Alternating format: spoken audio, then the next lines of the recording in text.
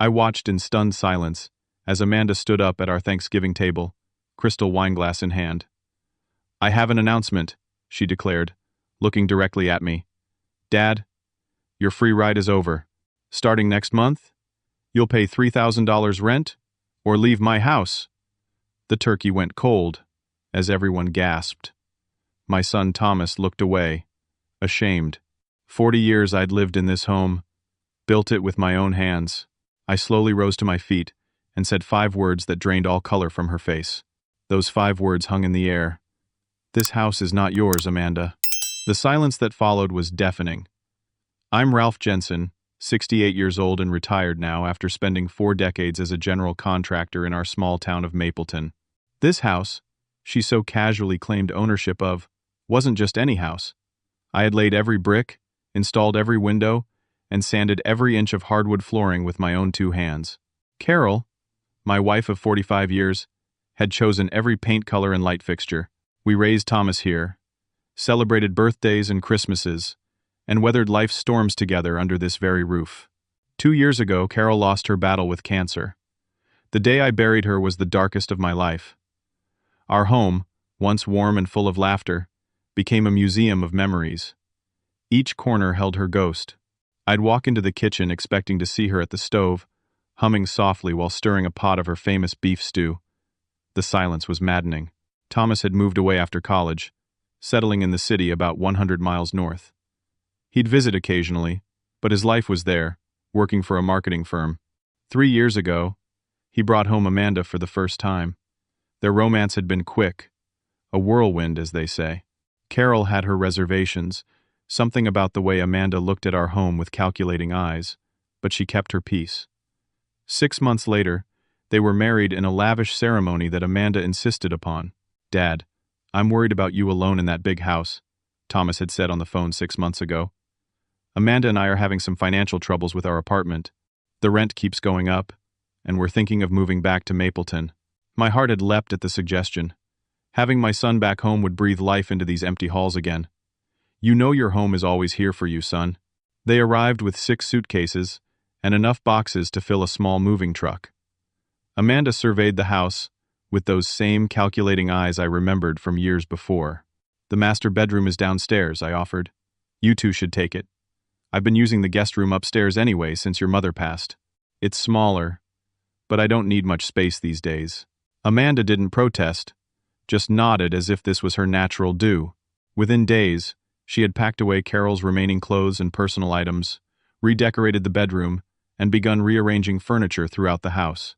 "Don't you think the sofa looks better against this wall, Dad?" she'd ask, though the furniture would already be moved. "And these old curtains really need to go. They're so dated." Each change erased a bit more of Carol, a bit more of the home we'd built. But Thomas seemed happy, more relaxed than I'd seen him in years.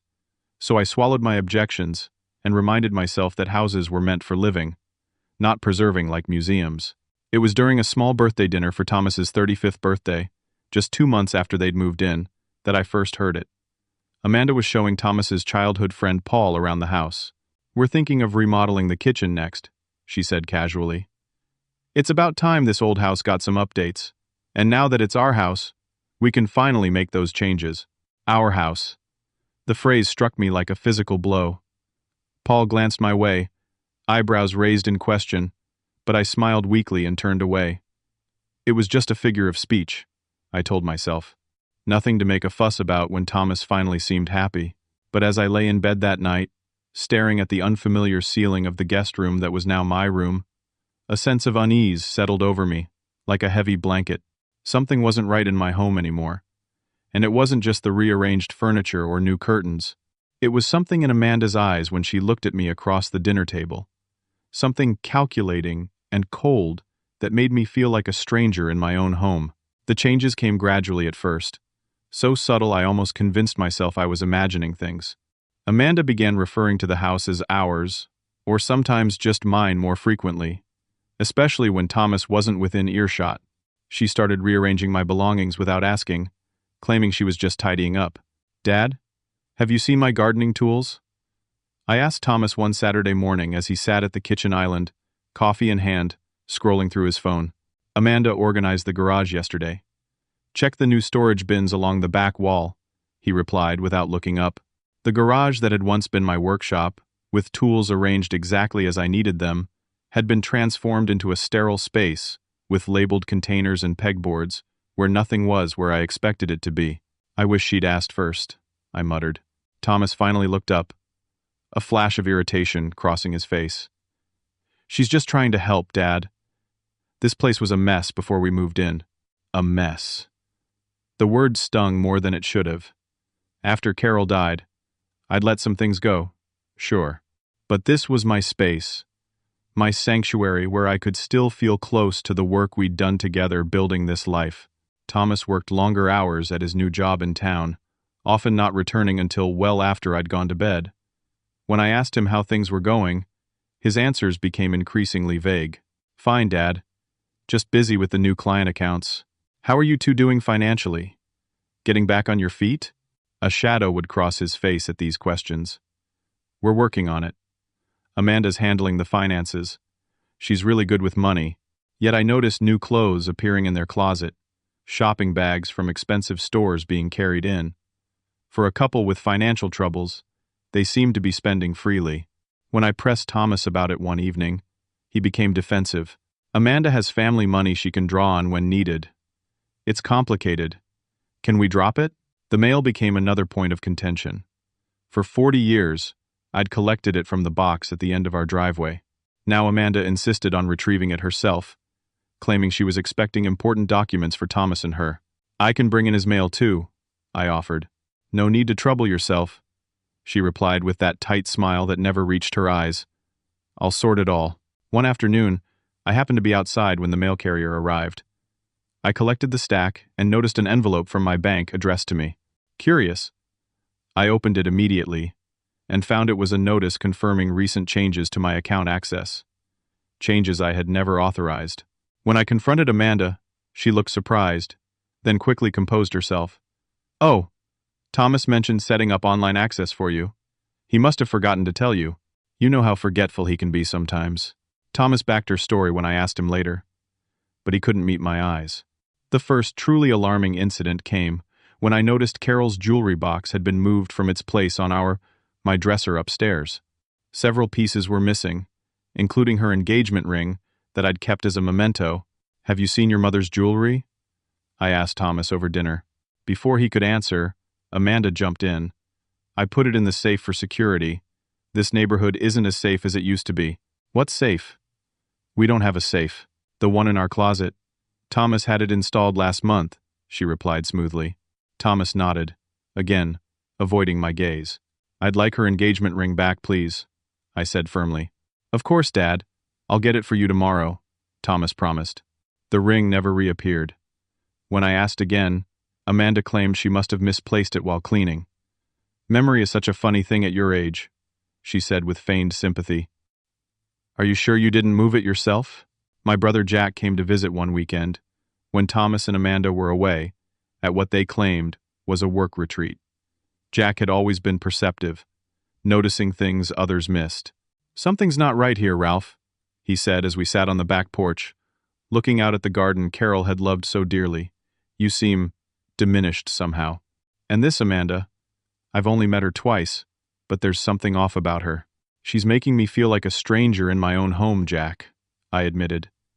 Sometimes I think I'm losing my mind. You're not crazy, brother. Trust your gut. And maybe put some of your important papers somewhere safe, somewhere not in this house. Jack's warning resonated with me. After he left, I started paying closer attention. I noticed Amanda having hushed conversations on the phone that would abruptly end when I entered the room. I overheard her talking to a neighbor one day, referring to when we bought the house from my father-in-law. The neighbor looked confused, but didn't correct her. The final straw came when I found a partially completed loan application sitting in the printer tray. It listed my house as collateral with what appeared to be my signature at the bottom. A signature I had never provided. When I confronted them both with the document in hand, Amanda's expression darkened for just a moment before she composed herself. Oh, Dad, she said with a laugh that sounded forced even to my ears. That's an old form Thomas was using as a template for work. We'd never do something like that. Thomas nodded eagerly. Right. Just work stuff. Nothing important. But that's my signature, I insisted, pointing to the bottom of the page. Amanda and Thomas exchanged a glance I couldn't interpret. Dad, Thomas said gently, placing a hand on my shoulder. That's not your signature. It doesn't even look like your handwriting. Are you feeling okay? You've seemed a bit confused lately. I stared at the signature again. It did look like my handwriting. Didn't it? For a moment, I felt a wave of uncertainty wash over me. Was my mind playing tricks? Maybe you should see Dr. Matthews, Amanda suggested, her voice dripping with concern that felt hollow. Memory issues can start small, but it's best to catch these things early. That night, I locked my bedroom door for the first time in my life. Something was very wrong in my house, and I was beginning to fear it wasn't just my imagination after all. Thanksgiving had always been Carol's holiday. She'd spend days preparing, baking pies, and decorating the dining room with small gourds and fallen leaves gathered from our backyard. This would be my second Thanksgiving without her, and despite everything happening with Amanda and Thomas, I was determined to honor Carol's traditions. I'll handle the turkey this year, I announced at breakfast 3 days before Thanksgiving. I've invited Jack and Susan, and Carol's sister Nancy, and her husband Bill. Amanda's head snapped up from her phone. You invited people without discussing it with me first? This is my home, I said carefully. And their family. They've spent every Thanksgiving here for 20 years. Fine, she replied after a tense pause. But I'll need to rearrange some things to accommodate everyone, and I'll handle the sides and dessert. I agreed, relieved to avoid another confrontation. Over the next few days, I threw myself into preparations, brining the 20-pound turkey, just as Carol had taught me, and polishing her grandmother's silver serving dishes. It felt good to be busy, to feel purposeful again. In moments, I could almost imagine Carol in the kitchen beside me, directing my efforts with her gentle guidance. Thanksgiving Day arrived with clear skies and crisp autumn air. Jack and Susan were the first to arrive, bringing a green bean casserole and concerned glances my way. You doing okay? Jack whispered when Amanda was out of earshot. Managing, I replied, not wanting to spoil the holiday with my suspicions. Nancy and Bill arrived next with their grown daughters, bringing noise and warmth to the house that had been missing for too long. For the first time in months, the place felt like home again. Amanda was surprisingly cordial to everyone, playing the perfect hostess as she directed people to their seats at the expanded dining table. She'd rearranged the place settings I'd put out earlier, positioning herself at the head of the table, where Carol used to sit. I noticed but said nothing, determined to keep the peace. Thomas seemed nervous, drinking more than usual and laughing too loudly at everyone's jokes. Something was off with him.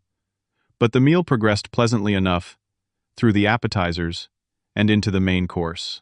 Everyone complimented the turkey, and for a little while, it felt like old times. Then Amanda stood up, tapping her crystal wine glass with a spoon to get everyone's attention. Her smile didn't reach her eyes.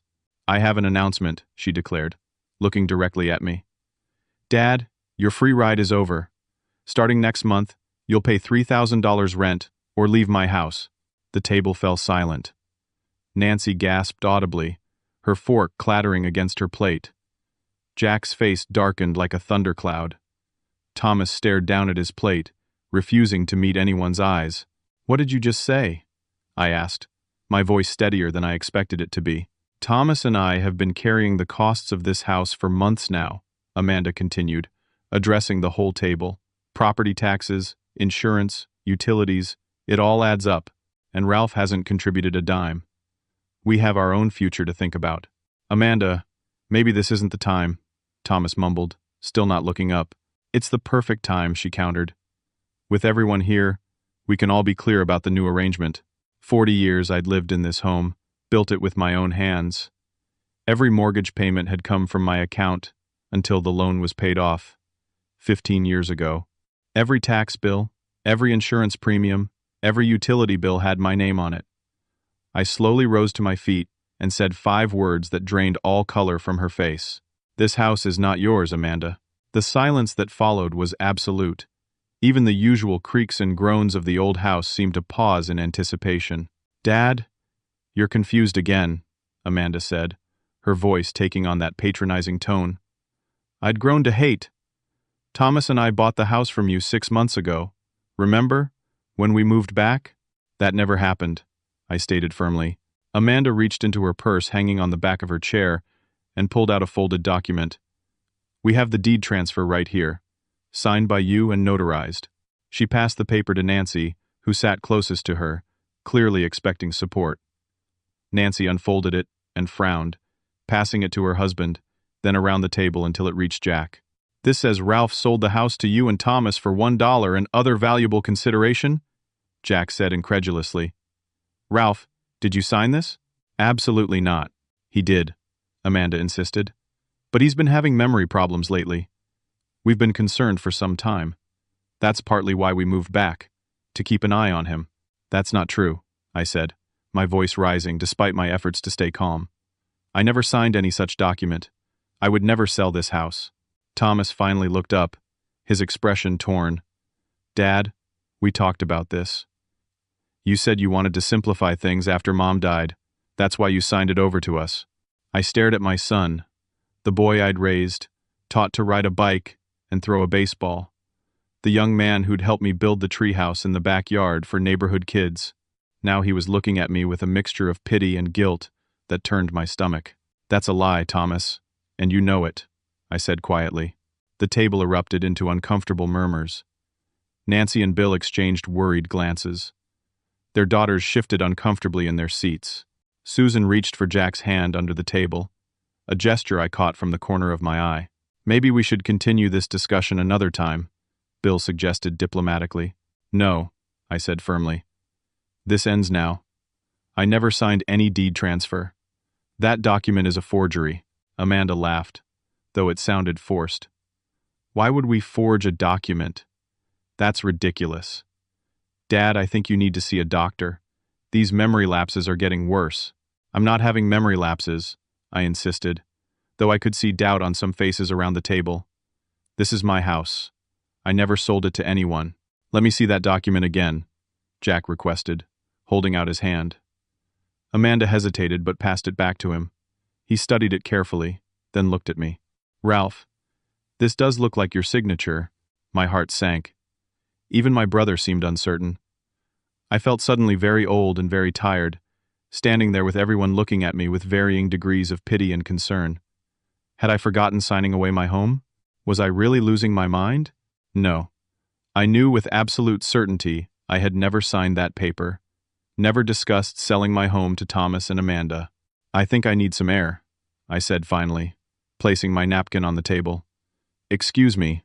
I walked out to the back porch, where Carol and I used to sit in the evenings, watching the sunset over the line of pine trees at the edge of our property. I heard the door open behind me and turned to see Jack. You didn't sign that paper, did you? He asked quietly. No, never. Jack nodded slowly. Then we have a serious problem on our hands, brother, and you're going to need help. The remainder of Thanksgiving dinner passed in a fog. I went through the motions, serving pumpkin pie that no one seemed to enjoy, making small talk that felt hollow against the elephant in the room. Nancy and Bill made their excuses and left early, their daughters trailing behind with backward glances of concern. Susan offered to help clean up, but Amanda insisted she had it under control, practically pushing them out the door. Thomas retreated to the basement den without meeting my eyes again. Only Jack stood his ground, refusing to leave, despite Amanda's increasingly pointed hints about the lateness of the hour. I think I'll stay over tonight, he announced. It's been a while since Ralph and I had a good late-night chat. Amanda's smile froze.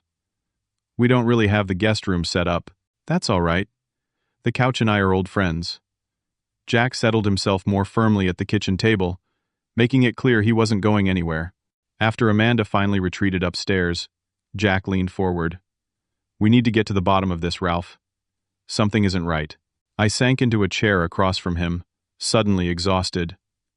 I don't understand what's happening, Jack. It's like I'm living in a nightmare. My own son thinks I'm losing my mind, or he's pretending to think that, Jack replied grimly. Either way, we need to start gathering evidence. First thing tomorrow, we're going to the county records office to look up the deed to this house. What if it really shows I sold it to them? I asked, voicing my deepest fear. What if I am forgetting things? Then we'll deal with that. But my money's on forgery. That paper didn't look official enough to me, and the notary stamp was smudged conveniently over the name and number. That night, I lay awake in the small guest room that had become mine, listening to the familiar creaks of the house I'd built. Each sound was a comfort, a reminder that these walls knew who had raised them. Whatever papers Amanda might produce, this house and I recognized each other. Early the next morning, before Amanda or Thomas were awake, Jack and I slipped out to the county records office. The clerk, a woman named Dorothy, who'd been working there since before I built the house, greeted me with a smile. "Ralph Jensen. Haven't seen you in here for years. What can I help you with today?" "I need to see the current deed to my house," I explained. "There seems to be some confusion about ownership." "That never happened," I stated firmly. Relief washed over me so powerfully I had to grip the counter to stay upright. "Can I get a certified copy of the current deed, please?" Armed with official documentation, Jack and I returned to the house. No one was there. A note on the refrigerator in Amanda's handwriting said they'd gone shopping and would be back later. It was the perfect opportunity to investigate further. "Where would you keep important papers?" Jack asked as we stood in the foyer. "My home office upstairs," I replied, though I've noticed things moving around or disappearing lately. The office had been Carol's sewing room before she died. I'd converted it afterward, needing a project to keep my hands and mind busy during those first dark months. Now it looked different. My filing cabinet had been pushed into the corner, and the drawers were locked. "I never lock these," I muttered, tugging at a drawer. Dorothy raised an eyebrow but didn't ask questions. After some typing on her computer, she frowned. "That's odd. According to our records, you still own the property at 216 Maple Street. No transfers or sales have been recorded." Within minutes, he had the drawer open. We found it mostly empty, with only current utility bills and junk mail inside.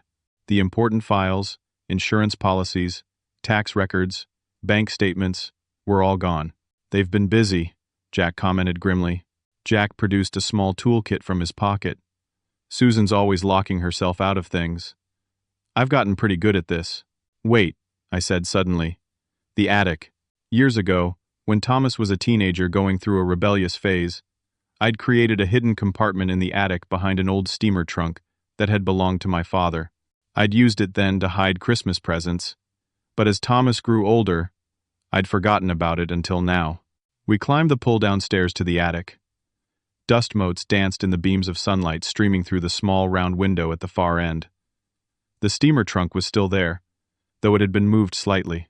Behind it, the small access panel to the hidden compartment appeared undisturbed. Inside, I found a rusted metal box I didn't recognize. Opening it revealed several credit card statements for accounts I'd never opened, all in my name, all showing recent large purchases. Department stores, electronics, jewelry. Thousands of dollars of debt I'd known nothing about. "Identity theft," Jack whispered. "Your own family." Beneath the statements was a notebook filled with practice versions of my signature, each one closer to the real thing than the last. The final page showed a perfect match, indistinguishable from my actual handwriting. "I need to call the police," I said, my voice shaking with anger and betrayal. Jack placed a restraining hand on my arm. "Not yet. We need more evidence. This is your son we're talking about. We need to be certain about his involvement." "What more proof do we need?" I demanded. "We need to know if Thomas is a willing participant or another victim, and we need to secure your finances before they take everything." He was right, of course. Thomas was still my son, and until I knew for certain he was knowingly participating in this scheme, I couldn't bring myself to call the authorities on him. We spent the next hour taking photos of everything we found, then replaced it all exactly as we'd discovered it. Jack helped me set up a small camera in my office, disguised as a clock radio, positioned to capture anyone searching through my belongings. "I'll call my lawyer friend Greg on Monday," Jack said as we heard a car pulling into the driveway. "He specializes in elder law. He'll know how to proceed." Amanda and Thomas returned laden with shopping bags from expensive stores. Amanda's eyes narrowed when she saw Jack's car still in the driveway, but her smile remained fixed in place. "You're still here," she observed. "Will you be staying for dinner too?" "Actually, Ralph's coming back to my place tonight," Jack improvised. Susan's making her famous pot roast. You two enjoy your evening alone. I quickly packed an overnight bag, relieved at the prospect of a night away from the tension. As we were leaving, I noticed Thomas watching me with an expression I couldn't quite decipher. Was it guilt? Concern? For a moment, he looked like he wanted to say something, but Amanda placed a hand on his arm, and the moment passed. At Jack's house, I slept better than I had in months. The next morning, we went to my bank, where I learned someone had attempted to change the mailing address and add an online user to my accounts. Fortunately, the bank's security protocols had flagged the request for in-person verification, which had never happened. I'd like to freeze all my accounts, I told the manager. And I want to add extra security questions that only I would know the answers to. Over the next few days, staying at Jack's, I contacted the credit card companies whose statements I'd found, reporting the fraud. I placed a freeze on my credit reports to prevent any new accounts from being opened. Jack's lawyer friend Greg came over and reviewed everything we'd found. This is clearly elder financial abuse, he said grimly. But we need to build a stronger case before involving the police. If you go back to the house, check the hidden camera regularly, and try to get Thomas alone if you can. Find out what he knows. After 5 days at Jack's, I knew I had to return home. I couldn't hide forever, and the longer I stayed away, the more time Amanda had to cover her tracks or concoct new schemes. The house felt different when I walked in, colder somehow despite the heat being on. Thomas was at work, but Amanda was in the kitchen, chopping vegetables with quick, angry strokes of the knife. Finally decided to come home, she remarked without looking up. Thomas was worried. Was he? Or were you worried I was talking to lawyers? Her knife paused mid-chop, then resumed. Don't be ridiculous. We're just concerned about your mental state. I said nothing, just went upstairs to unpack my bag. The hidden camera appeared undisturbed. I waited until I heard Amanda leave for her yoga class before checking it. The footage showed exactly what I'd feared. Every day while I was gone, Amanda had methodically searched through my office, opening drawers, checking between books, tapping walls for hollow spots. On the third day, she found my original house deed in a hollowed-out book I'd forgotten about. The camera captured her triumphant smile as she made a phone call. I found it, she said to someone on the other end. The original deed. We can move forward with the plan now. Just make sure he doesn't come back before we're ready. My blood ran cold. Who was she talking to? What were they planning? And what role was Thomas playing in all this? I copied the video footage onto a flash drive Jack had given me, then carefully replaced the camera. Whatever was happening in my home, I now had proof I wasn't imagining things. The question was, what should I do with it? Over the next 2 weeks, the atmosphere in the house grew increasingly tense. Amanda began speaking about me in the third person, even when I was present, as if I weren't there or couldn't understand. He's been so confused lately, she told a neighbor loudly, as they stood in the front yard. We're really getting concerned about his ability to live independently. Thomas's behavior was harder to read. He worked late most evenings, avoiding being alone with either Amanda or me. When we did interact, he seemed uncomfortable, his eyes darting away from mine, his responses clipped and hurried. Once, I caught him staring at me with what looked like genuine concern, but when Amanda entered the room, his expression shuttered closed again. One evening, I overheard them arguing in their bedroom, their voices carrying through the heating vent to my room above. It's taking too long, Amanda hissed. The longer we wait, the more chances he has to figure things out. He's not as far gone as you think. I'm not comfortable rushing this, Thomas replied, his voice strained. He's my father, for God's sake, and he's sitting on a house worth over $500,000 that he doesn't need anymore. Think about our future, Thomas. The business we could start with that money. The life we could have. I know. Just give me a little more time to get used to the idea. We don't have time. The real estate market is hot right now. We need to get him declared incompetent and get power of attorney before he does something to mess this up. Their voices dropped then, becoming indistinct murmurs. I couldn't make out. But I'd heard enough. Thomas wasn't an innocent victim here. He might be reluctant, but he was involved. The next day, Amanda suggested I see her friend Dr. Williams for a checkup. He specializes in geriatric medicine, she explained with fake concern. I've already made the appointment for Thursday. I have my own doctor, I replied. Dr. Harper. I've been seeing him for 20 years. Dr. Williams is much more up to date on the latest treatments for cognitive issues. Her voice took on that patronizing tone again. Thomas and I both think it's for the best. I'll think about it, I said noncommittally. That evening, Thomas approached me while Amanda was out with friends. He looked nervous, fidgeting with his wedding band. Dad, about the doctor thing. He began hesitantly. Amanda means well, but if you'd rather stick with Dr. Harper, I understand. I know how you feel about change. It was the first time in months he'd spoken to me normally, like I was still the father who had raised him rather than some senile old man to be managed. I seized the opportunity. Thomas, what's really going on here? This is still my house. I never signed it over to you and Amanda. You know that, right? His eyes widened slightly, then darted toward the door, as if afraid Amanda might walk in. Dad, please. Just go along with things for now. It'll be easier for everyone. Easier? Someone's opened credit cards in my name. My personal papers are disappearing, and your wife announced at Thanksgiving that I need to pay rent or leave my own home. How is any of this easier for me? Thomas ran a hand through his hair, a gesture so reminiscent of his teenage years that it made my heart ache. It's complicated, Dad. Amanda has plans. She thinks big, you know. Sometimes her ideas about how to get there are a bit unorthodox. Unorthodox? Try illegal. Try elder abuse. Try fraud. His face paled. It's not like that. We're just trying to secure our future. The house will be mine eventually anyway, right? We're just speeding up the timeline a bit. I couldn't believe what I was hearing. This was my son, the boy I'd raised to know right from wrong, justifying theft and fraud as speeding up the timeline. Do you even hear yourself? I asked quietly. Your mother would be ashamed. He flinched as if I'd struck him. Don't bring Mom into this. She is in this. This was her home too. The home we built for you, for our family. And you're letting your wife steal it right out from under me while I'm still alive.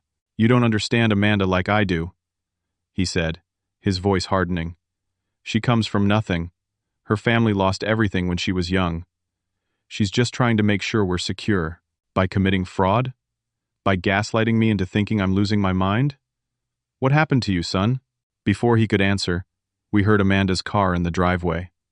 Thomas straightened, his face closing off again. Just see Dr. Williams.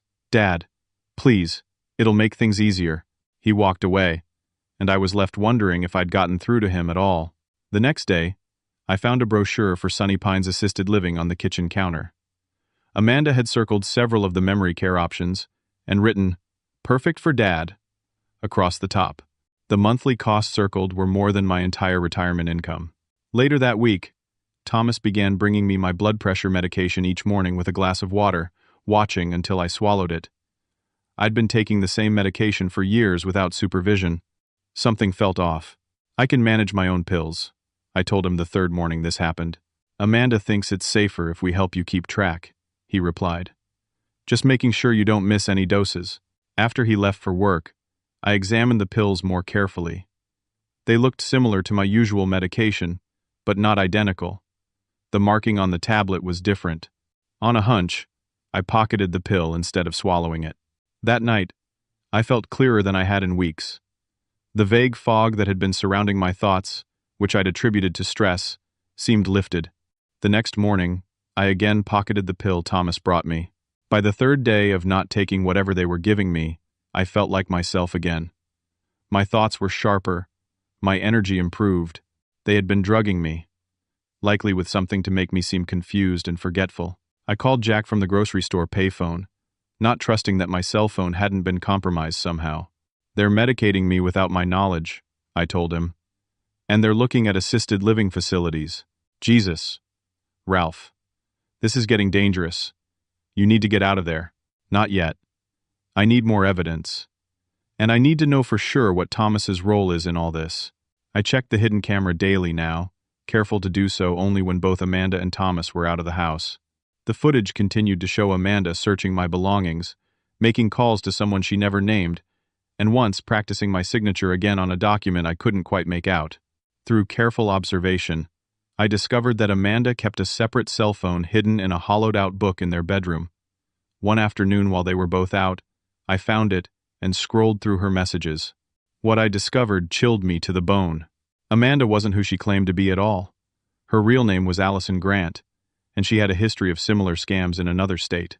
She'd targeted other older men with assets, married their sons, then systematically worked to gain control of their finances before moving on. There were messages to someone saved in her contacts as partner, discussing timelines and next steps for what they referred to as the Mapleton job. Thomas wasn't mentioned in any of the messages I could find, suggesting he might truly be another victim in her scheme rather than a willing participant. I took photos of the messages with my phone, then carefully replaced everything exactly as I'd found it. With this new information, I needed to approach Thomas differently. If he was being manipulated rather than actively participating, there might still be hope of reaching him. But before I could talk to him, Amanda announced that Dr. Williams had agreed to make a house call the following Monday. "Isn't that wonderful, Dad?" she said brightly. "You won't even have to leave home for your evaluation." "Evaluation?" I thought this was just a checkup. "Of course," she backpedaled smoothly. "Just a general wellness check. Nothing to worry about." That night, I called Jack again from the grocery store. "I need to see Dr. Harper before Monday. Can you drive me tomorrow?" "First thing in the morning," Jack promised. Dr. Harper had been my physician since he first opened his practice. He listened gravely as I explained the situation, his bushy eyebrows drawing together in concern. "Let's run some tests," he said. "And I want to see what's in these pills you've been given." The tests showed I was completely cognitively sound, with no signs of dementia or memory issues. The pills, when analyzed, turned out to be a mild sedative combined with my regular blood pressure medication. "This is extremely concerning, Ralph," Dr. Harper said, writing rapidly in my chart. "I'm documenting everything. No legitimate doctor would prescribe this combination for someone with your health profile. It would create exactly the symptoms you described: mild confusion and memory lapses." Armed with Dr. Harper's written statement and test results, I felt more confident, but I still needed to understand Thomas's role before deciding my next move. My opportunity came that Sunday. Amanda had gone to what she claimed was a spa day with friends. Thomas and I were alone in the house for the first time in weeks. "Son," I said carefully as he sat at the kitchen table, ostensibly working on his laptop but really just staring at the screen. "We need to talk about Amanda." He sighed deeply. "Dad, please. Not this again. Do you know her real name is Allison Grant?" His head snapped up, eyes widening in genuine shock. "What are you talking about?" "She's done this before, Thomas. In Michigan. Married a man named Robert Parker, whose father owned several valuable rental properties. Within a year, the father was in a nursing home, declared incompetent, and all assets were transferred to her and the son. 6 months later, she disappeared with everything she could liquidate, leaving Robert bankrupt and his father stranded in a facility with no way to pay the bills." "That's ridiculous," Thomas scoffed, but I could see doubt creeping into his expression. "Where are you getting this from?" "Her second phone. The one she keeps hidden in the hollowed-out copy of Jane Eyre in your bedroom." Thomas went very still. "She has a second phone? Check for yourself if you don't believe me." He hesitated, then stood up and walked quickly to their bedroom. I followed at a distance, waiting in the hallway. Minutes passed. When he emerged, his face was ashen. "She's been texting someone about selling the house," he whispered, "about getting power of attorney over you. She calls it the Mapleton job." "What the hell is going on, Dad?" "She's conning us both, son. She's not who she says she is, and she's been drugging me to make me appear confused and forgetful." Thomas sank to the floor, his back against the wall, head in his hands. "Oh God. Oh God, what have I done? I knew something was off. But I thought she was just ambitious, just trying to secure our future. Has she been pushing you to get me declared incompetent? To get power of attorney?" He nodded miserably. "She said it was for your own protection. That we needed to make sure your assets were secure before you gave everything away, or made bad financial decisions. I swear, Dad, I never thought she was trying to steal from you. I just thought she was being overprotective, maybe a little controlling." "And the house? The forged deed? She told me you'd signed it over as a gift, to avoid estate taxes later. I never saw you sign it, but she had the papers, and they looked legitimate. I should have asked you directly." I should have. His voice broke, and for the first time since they'd moved in, I saw my son again, not the defensive, evasive man he'd become under Amanda's influence. We can fix this, I told him, sitting down beside him on the floor despite my creaky knees. But you need to be completely honest with me now. What else has she been planning? Thomas took a deep, shuddering breath. She's arranged a family meeting tomorrow night. Dr. Williams is coming with papers for power of attorney and to evaluate you for competency. She told me it was just a formality, that you'd agreed to everything already but might be confused during the actual meeting. A chill ran through me. And you believed her? I don't know what I believed anymore, he admitted. Things have been happening so fast. She's so convincing, Dad. She always has an explanation for everything. And lately, you have seemed confused sometimes, forgetful, because she's been drugging me, son. Those pills you've been giving me every morning? Not just my blood pressure medication. Horror dawned on his face. I've been helping her drug you? Oh God, Dad. I'm so sorry. I had no idea. In that moment, looking at my son's devastated expression, I knew he was telling the truth. He'd been manipulated, used as a tool in Amanda's scheme. His greatest crime was trusting his wife over his father, a mistake many men have made throughout history. We need to act quickly, I told him. She'll be back soon, and we can't let her know we're on to her. Not yet. We have to be ready for that meeting tomorrow night. What do we do? Thomas asked. And for a moment he looked like the little boy who used to come to me with scraped knees and broken toys, trusting that his father could fix anything. First, we call Jack, I said, reaching for my phone. Then we set a trap. Monday evening arrived, with a sense of foreboding. The house was immaculate, Amanda having spent the day cleaning and preparing as if for an important dinner party, rather than what she was calling a family discussion about Dad's care. Thomas had been quiet and withdrawn all day, avoiding Amanda's eyes just as he'd previously avoided mine.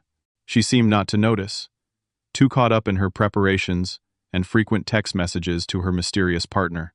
Thomas, make sure your father takes his medication this morning, she'd instructed at breakfast. We need him calm for tonight.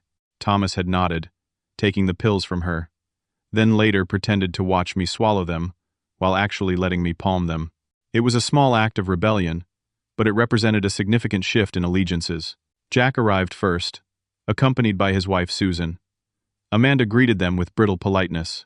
We didn't realize this was going to be such a big gathering, she remarked, her smile not reaching her eyes. Ralph's my only brother, Jack replied evenly. Of course we want to be involved in discussions about his care. Nancy and Bill arrived next, having been called by Jack and briefed on the situation. Amanda's smile grew even more strained. How lovely to see you both again so soon, she said. Though I'm not sure why Thomas included you in this private family matter. Carol was my sister, Nancy replied. That makes Ralph family. Always has, always will. Last to arrive was a portly, balding man in an expensive suit who introduced himself as Dr. Williams. He carried a leather portfolio and had the overly hearty manner of someone used to dealing with people he considered intellectually inferior. So this is the patient, he boomed upon seeing me, not bothering to shake my hand or address me directly. Textbook presentation from what I can see already. Temporal disorientation, possible confabulation, paranoid ideation according to the preliminary notes. We haven't even started the evaluation yet, Jack pointed out coldly. Seems premature to be making diagnoses from across the room. Dr. Williams blinked, seemingly unused to being challenged. Well, of course, the formal assessment will confirm, but Mrs. Jensen has provided quite detailed documentation of the symptoms. How convenient, Nancy murmured. Amanda ushered everyone into the living room, where chairs had been arranged in a rough semicircle. She positioned me in the center, like a defendant facing a jury. Thomas sat to my right, perched on the edge of his seat, tension radiating from his rigid posture. We're all here because we care deeply about Ralph, Amanda began, her voice dripping with rehearsed sincerity. Over the past months, Thomas and I have noticed concerning changes in his behavior and cognition. She proceeded to list incidents, some entirely fabricated, others twisted versions of normal lapses anyone might experience. Forgotten keys became evidence of severe memory impairment. A misplaced bill became proof I couldn't manage my finances. Throughout her presentation, Dr. Williams nodded sagely, making notes in his portfolio. In light of these concerns, Amanda continued, Dr. Williams has agreed to perform a cognitive assessment and discuss options for Ralph's continuing care. We believe it may be time to consider a memory care facility where he can receive the specialized attention he needs. And who would manage Dad's financial affairs if he were placed in care? Jack asked innocently. As his son and closest relative, Thomas would assume power of attorney, with me assisting, of course. Amanda replied smoothly. We've prepared the necessary documents for Ralph to sign tonight, assuming Dr. Williams confirms what we already suspect. I see, Jack said.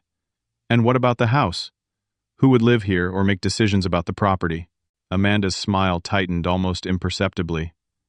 The house already belongs to Thomas and me. Ralph signed it over months ago, though he sometimes forgets that happened. That's not true, I stated firmly. You see? Amanda said to the room at large, gesturing toward me with a sad shake of her head. These memory lapses are exactly what we're concerned about. Before we proceed with any evaluation, Jack interrupted, I think we should all be clear about the current legal status of the property and Ralph's competency, just to establish a baseline. He nodded to Susan, who opened her purse and removed several official-looking documents. These are certified copies of the property records from the county clerk's office, dated last Friday, she explained, passing them around. They clearly show that Ralph Jensen is the sole owner of this house. No transfer of deed has been recorded. Amanda's smile vanished. That's impossible. We have the deed right here. She pulled out the same document she'd produced at Thanksgiving. A deed that was never filed with the county, Jack pointed out, which is a legal requirement for property transfer in this state. There must be some mistake, Amanda insisted, but a flush was creeping up her neck. Thomas, tell them about the papers your father signed. All eyes turned to Thomas. He swallowed hard, looking first at Amanda, then at me, then down at his hands. Dad never signed any deed transfer, he said quietly. The papers are forged. A stunned silence fell over the room. Amanda's face contorted with fury before she quickly composed herself. Thomas, honey, you're confused, she said with forced sweetness. Remember how we talked about this? Your father's confusion might be contagious if you're not careful. I'm not confused, Thomas replied, his voice stronger now. Dad never signed over the house to us. You forged his signature, just like you forged it on those credit card applications and the power of attorney documents you've been preparing. Dr. Williams cleared his throat uncomfortably. Perhaps we should reschedule this evaluation when family tensions aren't quite so high. Please stay, Doctor, Jack said firmly. Since you're here, you might as well conduct your assessment.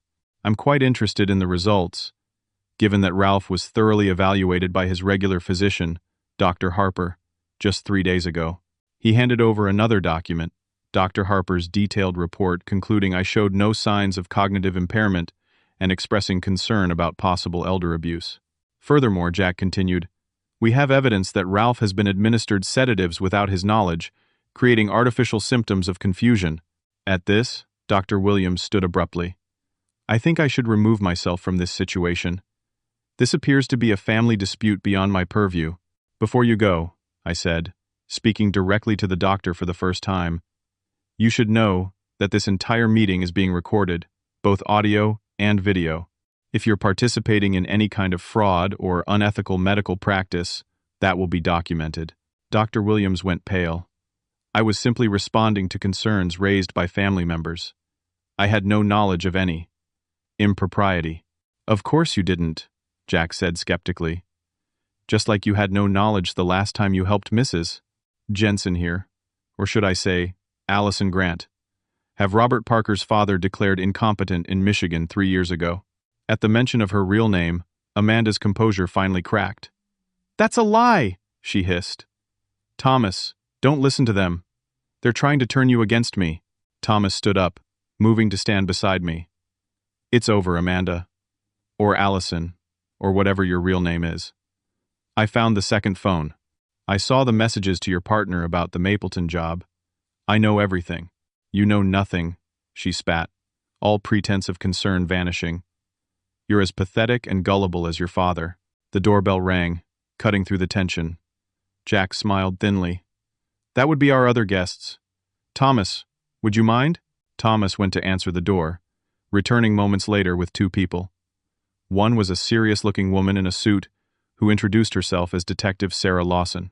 The other was a middle-aged man with haunted eyes, whom I'd never seen before. "Robert Parker?" Amanda whispered, the blood draining from her face. "Hello, Allison," the man replied coldly. "It's been a while." "This is a mistake," Amanda said, backing away. "I don't know this man. My name is Amanda Jensen." "Your legal name is Allison Rebecca Grant," Detective Lawson stated. "You're wanted in Michigan for fraud, identity theft, and elder financial abuse. We've been tracking you since you crossed state lines." "You can't prove anything," Amanda insisted, but her eyes were darting around the room like a cornered animal's. "Actually, we can," Jack said. "Ralph has been documenting everything. The forged signatures, the fraudulent credit cards, the hidden phone, the drugged medication, and Mr. B. Parker here has provided detailed testimony about your previous schemes." "Thomas," Amanda pleaded, turning to my son with tears suddenly streaming down her face. "Don't let them do this. I'm pregnant. We're going to have a baby." "Don't you want our child to have a mother?" Thomas flinched, clearly blindsided by this new claim. For a moment doubt crossed his face, and I feared he might waver. "When did this happen?" he asked quietly. "I found out last week," Amanda said quickly. "I was waiting for the right moment to tell you. Please, Thomas, you have to believe me. Everything I did was for us, for our future, for our family." Thomas looked at me, then at Robert Parker, whose expression was a mirror of what Thomas himself might become if he chose wrong in this moment. "If you're really pregnant," Thomas said slowly, "then a medical test will confirm it. Detective Lawson can take you to the hospital for verification before booking." Amanda's face hardened as she realized her last desperate ploy had failed. "You're making a huge mistake. I'll have the best lawyers. None of this will hold up in court." "Maybe not," Thomas acknowledged. "But I'm done with the lies. I'm done being used to hurt my father." Detective Lawson stepped forward. "Allison Grant, you're under arrest for attempted fraud, identity theft, forgery, and elder abuse. You have the right to remain silent." As the detective led Amanda away, reading her rights, the room exhaled collectively. Thomas sank back into his chair, looking shell-shocked. "I'm so sorry, Dad," he whispered. "I can't believe I fell for it all. I can't believe I almost helped her." "You didn't," I reminded him gently. "When it really counted, you stood with your family." "What happens now?" Nancy asked into the silence that followed. "Now," Jack said, "we start putting the pieces back together." The weeks following Amanda's arrest were a whirlwind of legal proceedings, paperwork, and emotional reckonings. Detective Lawson kept us informed about the case building against Allison Grant, her real name now confirmed through fingerprint matching. There had been no pregnancy, just one final desperate lie. The mysterious partner mentioned in her text messages turned out to be her brother, who was arrested trying to cross the Canadian border with cash and documents linking him to 3 similar schemes in different states. Thomas moved into the guest room that had been mine, insisting I take back the master bedroom. "It's your room, Dad," he'd said firmly. It always was. At first, the atmosphere between us was strained, weighed down by guilt and betrayal. We moved around each other carefully, like strangers sharing a space, neither quite sure how to bridge the gap that had opened between us. The turning point came about a month after Amanda's arrest. I was in the garage, finally restoring order to my workshop that she had so efficiently dismantled. Thomas appeared in the doorway, hovering uncertainly. "Need some help?" he offered. I handed him a pegboard hook. "These go on that wall. Pattern's up to you." We worked in silence for a while, the simple rhythm of organizing tools creating a shared purpose that required no words. Finally, Thomas spoke, his voice quiet but steady. "I keep thinking about what Mom would say if she could see what happened." I paused, a wrench in my hand.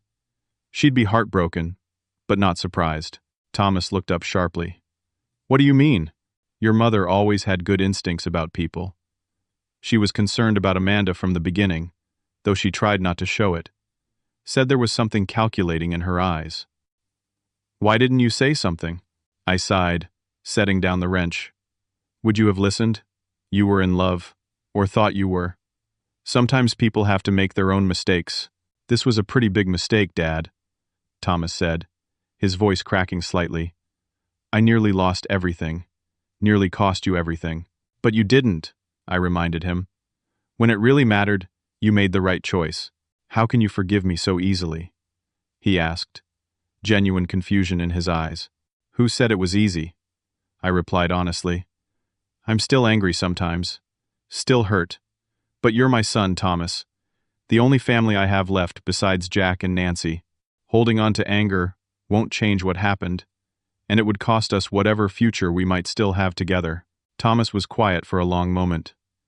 I don't deserve a second chance. Probably not, I agreed, which startled a small laugh out of him. But you're getting one anyway. What matters is what you do with it. Over the following months, we rebuilt our relationship one careful conversation at a time. Thomas insisted on paying back every penny of the fraudulent credit card charges, working extra shifts at his job, and selling the expensive gifts Amanda had accumulated. He became transparent about his finances, his daily activities, almost to a fault at first, as if trying to prove his trustworthiness through sheer volume of information. Robert Parker stayed in touch, providing additional evidence for the prosecution, and sometimes just calling to check in.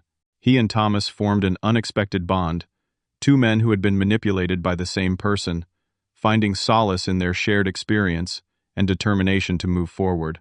The legal case proceeded slowly, but inexorably. Allison's brother accepted a plea deal in exchange for testimony against his sister, revealing a pattern of targeting lonely widowers and their adult children stretching back nearly a decade. Allison herself maintained her innocence, claiming Thomas and I had conspired against her out of greed and misogyny. Her story changed so many times that even her court-appointed lawyer seemed skeptical. 6 months after her arrest, Allison was convicted on multiple counts of fraud, identity theft, and elder abuse. The judge, a stern woman in her 60s, showed no leniency in her sentencing. The court takes crimes against vulnerable adults extremely seriously, she declared. The calculated nature of these offenses, executed against family members who had offered trust and support, merits the maximum penalties available. Allison received 8 years in state prison, with additional charges pending in Michigan and Oregon once our state was finished with her. Thomas and I attended the sentencing together. As the bailiff led Allison away, she looked back at Thomas with a mixture of hatred and something that might have been regret. He met her gaze steadily, then turned away, placing a hand on my shoulder as we left the courtroom. It's really over now, he said as we walked to the parking lot. One chapter is, I agreed. Now we start the next one. That next chapter began with practical matters. With Jack's help, I met with an estate attorney to create a proper, transparent plan for my assets. The house would indeed go to Thomas eventually, but with clear legal documentation that couldn't be manipulated or forged. We set up a revocable trust with Jack as co-trustee, providing both protection and peace of mind. Thomas decided to stay in the house with me, at least for the time being. I'm not ready to live alone yet, he admitted. And honestly, Dad, I don't think you should be alone either. Not because you can't manage, but because neither of us should have to. We settled into a new routine. Thomas cooked dinner on weeknights, having discovered an unexpected talent for it. I handled breakfasts and weekend meals. We split the household chores and gardening. On Tuesday evenings, we both attended a support group for victims of fraud and financial abuse, sharing our story in the hope of helping others recognize the warning signs we had missed. Thanksgiving came around again, 1 year after the confrontation that had set everything in motion. This time, the gathering felt genuinely celebratory. Jack and Susan were there, along with Nancy and Bill. Robert Parker joined us too, having become something of an honorary family member. Even Dr. Harper stopped by for dessert. As I looked around the table at these people who had stood by me, who had helped save not just my home but my relationship with my son, I felt a wave of gratitude so powerful it momentarily took my breath away. The empty chair where Carol should have been would always ache, but the circle had expanded in new and unexpected ways. I'd like to say something, I announced as the meal wound down. Everyone quieted, turning expectantly toward me. A year ago, I thought I was losing everything. My home, my son, my dignity, even my mind for a while there. What I discovered instead was how many people were willing to fight for me when I needed them most. I raised my glass. To family, both born and chosen, to second chances and new beginnings, and to the truth, which can be painful but also liberating. To truth, they echoed, glasses raised. Later, as people began departing with leftovers and warm hugs, Thomas pulled me aside. "I've been thinking about something, Dad," he said. "What would you think about turning part of the house into an apartment? The old family room and den could be converted pretty easily. Separate entrance. Small kitchen." "You thinking of renting it out?" I asked, surprised. "Actually, I was thinking of living there," he replied. "Give us both some privacy while still being close enough to look out for each other. And eventually, when the time comes, it could be a place for a caregiver if needed, so you never have to leave your home." The thoughtfulness of the suggestion touched me deeply. It was a practical solution, but also a symbolic one, acknowledging both our need for independence and our commitment to remaining connected. "I think your mother would approve," I said finally. "When do we start? How about next weekend? I already have some sketches drawn up." As we stood together on the back porch, looking out at Carol's garden now dormant for winter but ready to bloom again in spring, I reflected on how close we had come to losing everything, not just the house and my savings, but the bond between father and son that had been tested nearly to breaking. The betrayal by someone we had trusted had almost destroyed us. Instead, it had ultimately strengthened our family bonds and taught us valuable lessons about trust, vigilance, and forgiveness. I had learned that even in my later years, I needed to protect myself while remaining open to giving and receiving help. Thomas had learned that love could be manipulated and exploited, but also that genuine love could withstand even the most painful tests. In the end, this house that I had built with my own hands decades ago remained a home, not because of the walls and roof, but because of the relationships sheltered within it. And those, unlike property deeds and bank accounts, were something no con artist could ever truly steal. Have you ever had to rebuild trust with someone after a deep betrayal? It's one of life's most difficult challenges, yet sometimes the strongest relationships are forged through these painful fires. Please share your thoughts in the comments below, and if this story resonated with you, don't forget to like, subscribe, and share it with others who might find comfort in knowing they're not alone in facing family difficulties. Thank you for joining me on this journey, and remember that even in our darkest moments, healing and renewal are always possible.